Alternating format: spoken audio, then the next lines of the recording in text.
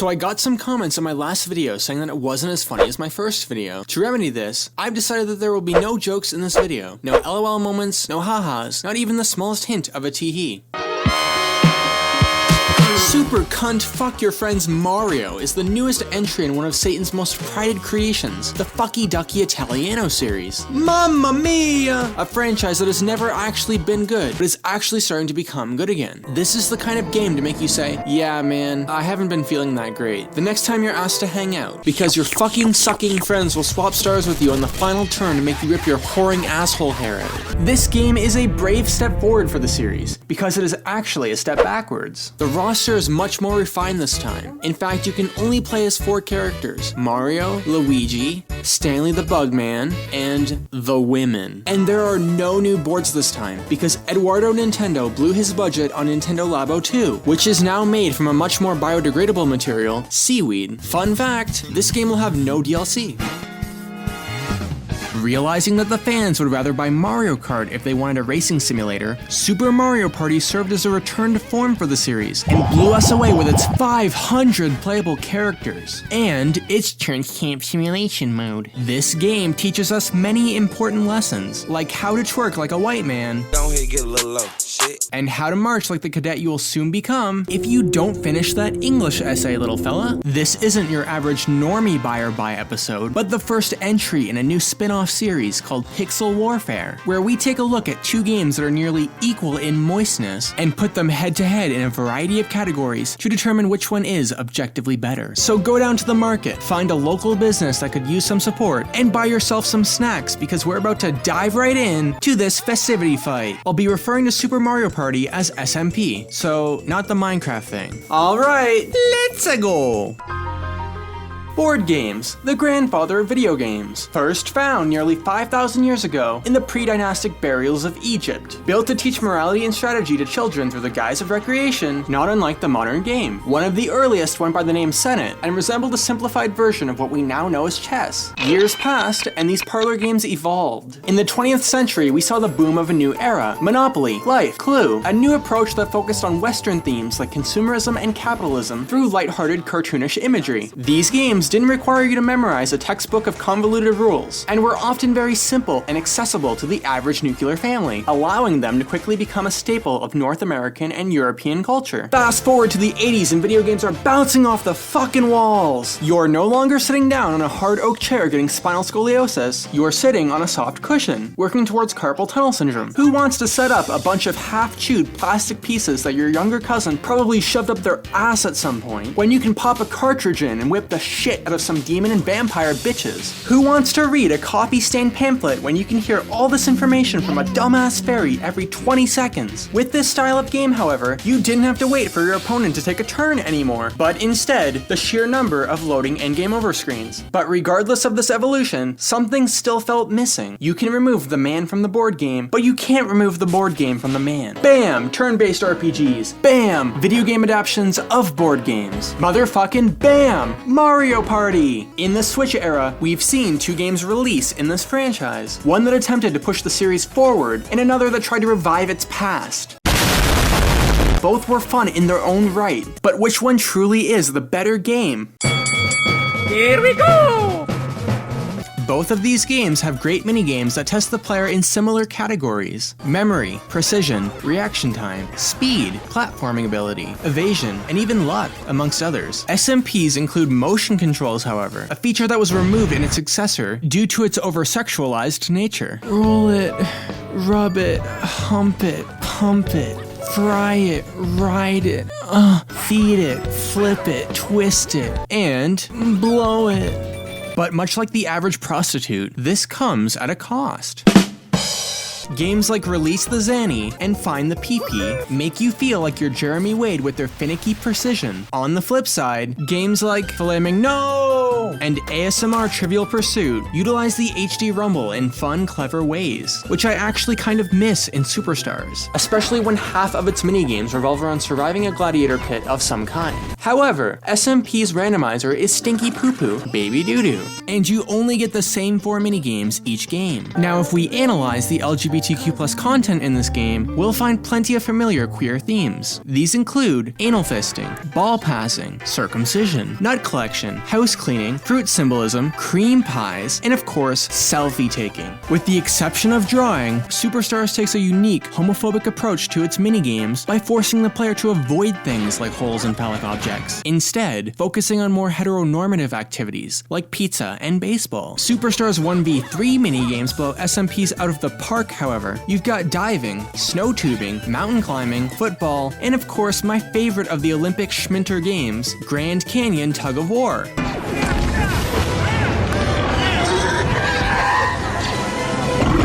But then SMP lends a surprise uppercut with its co-op minigames, a fun alternative to the brutality of embarrassing your friends. But Superstars throws a right hook back with its duel minigames, which SMP lacks in favor of some dumb tarot card reading bullshit. They're both wobbling, bloodied, covered in sweat. They're rallying for stamina. SMP lands a roundhouse kick with its rhythm minigames, where Big Daddy Mario gets down and boogies. Superstars is stunned, retreating to brace its back in the corner. SMP thinks he has it won, but Superstars jumps back into position, landing an axe kick with its item minigames. The only way to settle this close battle is with a draw.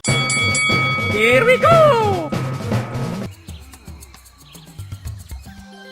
Womp's Domino Ruins? That's what I call my toilet after eating their cheesy bread. SMP has good ideas. Each map had a unique concept and a different general trajectory. This Indiana Jones platform that would flatten your boobies. This explosive ring built by Demo Man and Junkrat. This Harry Styles hit single that made me want to get a lemonade enema. And this commentary piece on consumerism, discrimination, and the fluidity of the cost of living. And though its boards were fun,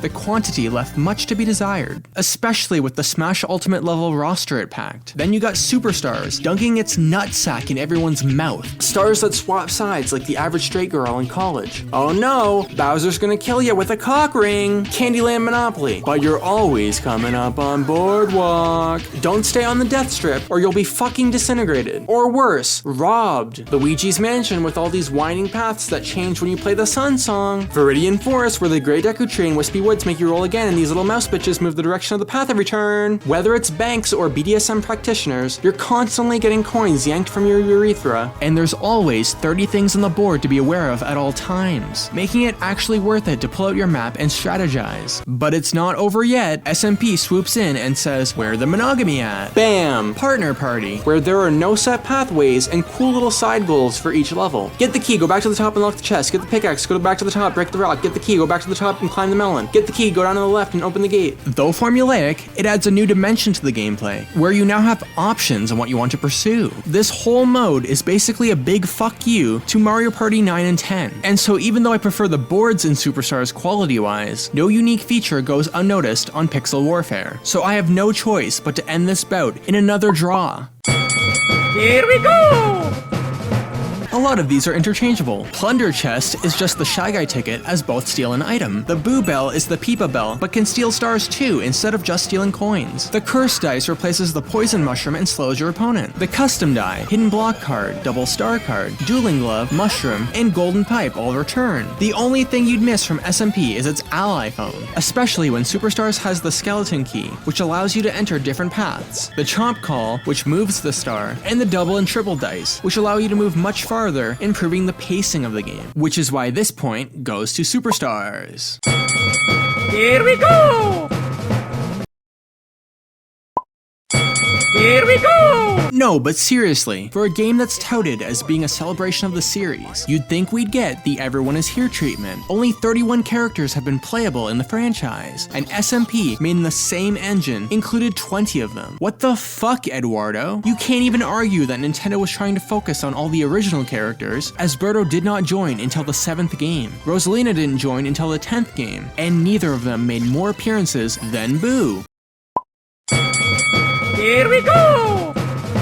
Like items, most of these carry over, except Superstars replaces the bad luck spaces with Bowser spaces, since he's no longer playable. And instead of an ally space, we have chance time, which fucks everything up. Whether it's better to swap coins and possibly stars with someone, or add a buddy who will increase the total of your roll, comes down to personal preference. But where Superstar squeezes past SMP are its item spaces. Rather than cycling through a randomized roulette wheel for your item, you play a mini game, giving you slightly more control over what you get. There's also the chance to not get an item at all if you fail. Oh no! Making item spaces more engaging and interesting this time around.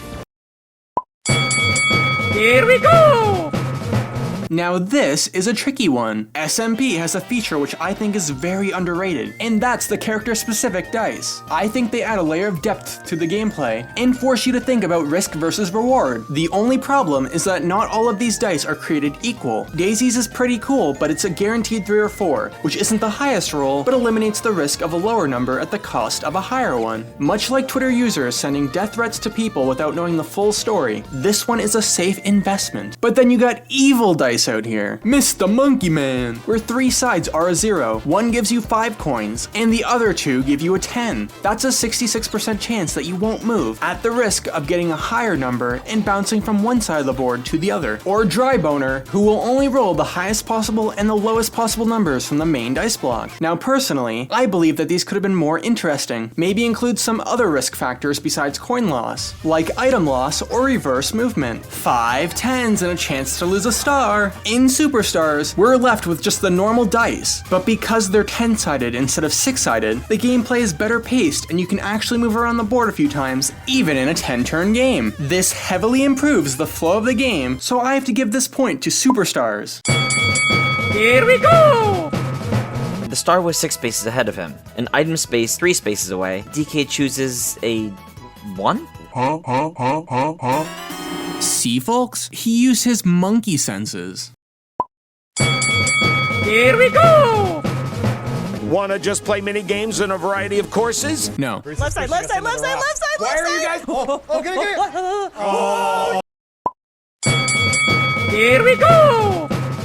Every Mario Party game has its own economy, but SMP's economy gives me the Great Depression, if you know what I'm saying. In almost every game, stars are 20 coins, making them require a bit of skill to work towards. In SMP, they're only 10, and because you get pity coins even while losing in a minigame, you end up with enough to buy a star on your 3rd turn. Welfare.